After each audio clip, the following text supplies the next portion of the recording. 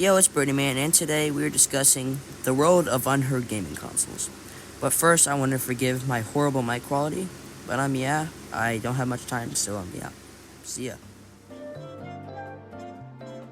Nuon was a technology platform developed by a company called Tate Interactive, backed by VM Labs, in the late 1990s and early 2000s. It was essentially a DVD player with enhanced multimedia and gaming capabilities built into it. The idea was to combine home entertainment like watching DVDs, interactive games, and apps all in one device. In the late 1990s, VM Labs designed the Nuon platform to add gaming and interactive features to DVD players. The tech was aimed at DVD players manufacturers to differentiate their products. In 2000, Nuon enabled DVD players to start hitting their market with brands like Toshiba, Samsung, RCA, and RCA's partners, releasing players embedded with Nuon chips. The Nuon had its own library of games, but the number of titles was extremely limited. Only about a dozen games were ever released. Some notable games were enhanced versions of classics or original titles like Tempest 3000 and Return to Castle Wolfenstein. Why it struggled. The gaming library was very small and didn't include any major hits. DVD players, Nuon tech were more expensive than regular DVD players, so consumers were hesitant. The gaming experience was not competitive with dedicated consoles or handhelds. Around the same time, dedicated consoles like PlayStation 2 offered DVD playback as well, as vast gaming libraries overshadowed Nuon. In 2003, the technology in VM Labs eventually faded away after failing to secure enough partnerships and consumer interest. Nuon's legacy.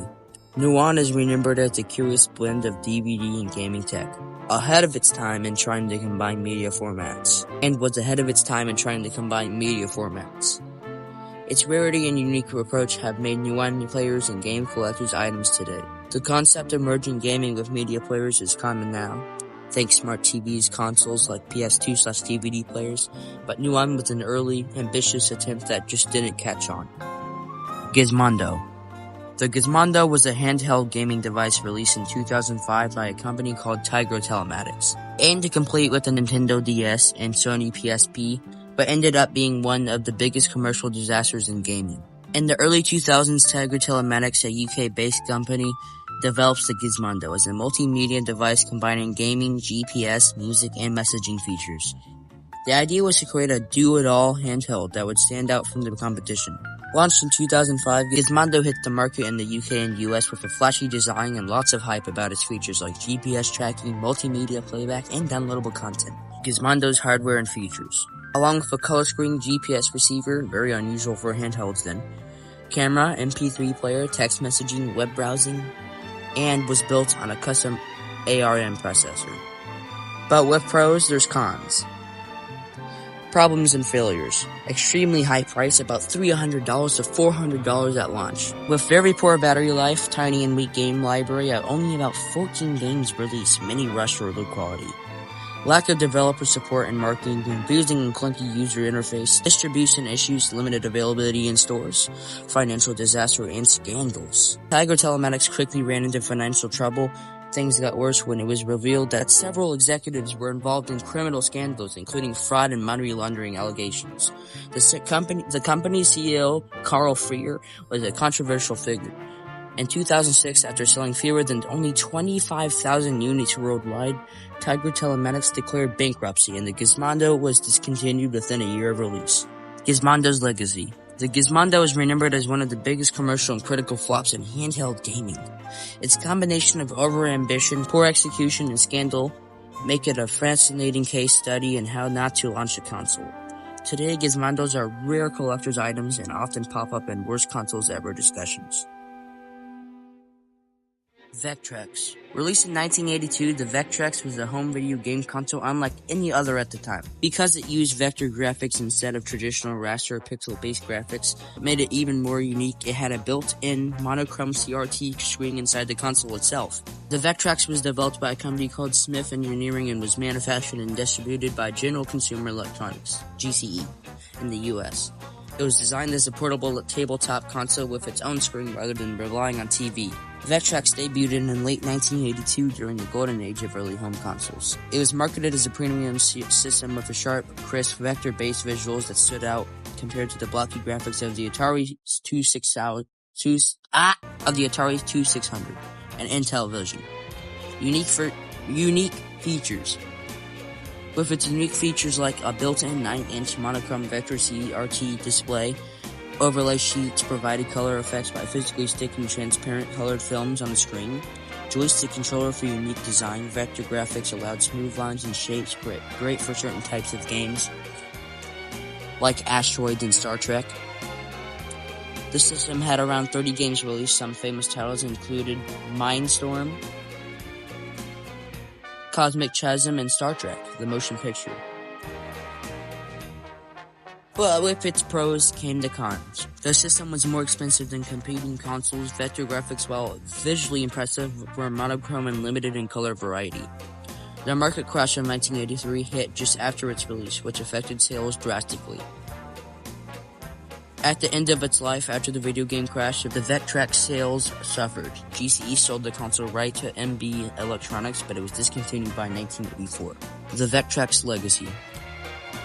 The Vectrex is beloved by collectors and retro gamers for its unique display and initiative technology.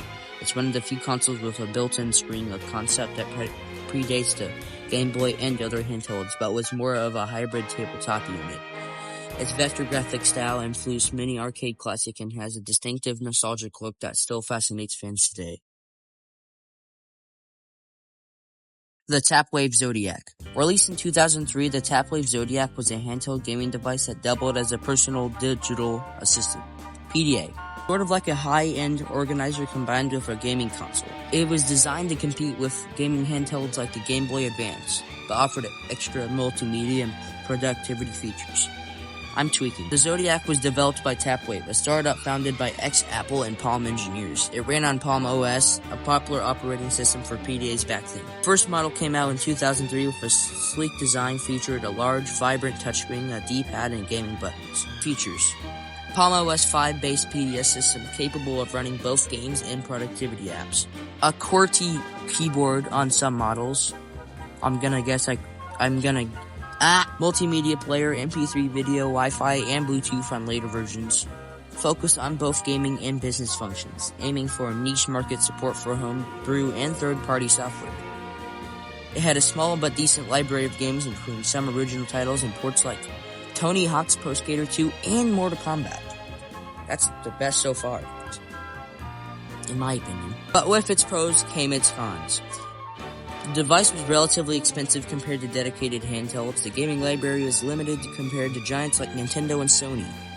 PDA functionality added complexity, but wasn't enough to sway traditional gamers. And marketing and distribution were limited.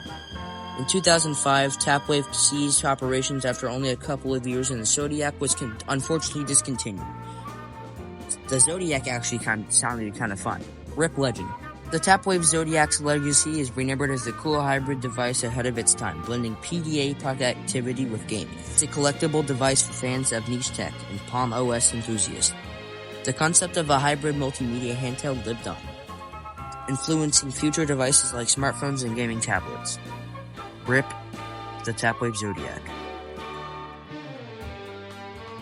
The Bandai Pippin. The Pippin was a multimedia platform developed by Apple Computer in partnership with Japanese toy and video game company Bandai. Released in 1996, it was designed as a low-cost computer and game console hybrid intended to run CD-based software, including games and educational titles. Apple created the Pippin as a way to extend the Macintosh platform into the gaming and multimedia market. It used a simplified version of the Mac OS and PowerPC processor. Bandai manufactured and marketed the Pippin in Japan and North America in 1996 and 1997. Bandai Pippin's hardware and features included a PowerPC 603 CPU, similar to Macs of that era, CD-ROM drive as a big deal with them for consoles, controller for unique click wheels similar to the later iPod design. Could run educational software, internet apps, and games. But with its pros came its cons. Challenges and failures: very limited software library, only about 25 title releases worldwide. Confusing positioning, neither a true PC nor a true gaming console. High price compared to competitors like PlayStation and Nintendo 64. Poor marketing and lack of third-party developer support. Limited commercial success, especially outside Japan. The Pippin was discontinued by Bandai around 1997 or 1998, after selling roughly 40,000 units worldwide, making it extremely rare today. The legacy of Bandai Pippin. The Bandai Pippin is often remembered as one of the rarest and most obscure consoles ever made. It represents Apple's rare attempt at breaking into gaming hardware, before the success of the iPhone and App Store. Its concept of a multimedia CD-based gaming internet device was ahead of its time, but poorly executed. And that's it today, fellas. I hope you enjoyed that video, and I'm definitely going to make another video because I love nerding out to you guys. So, yeah. Peace.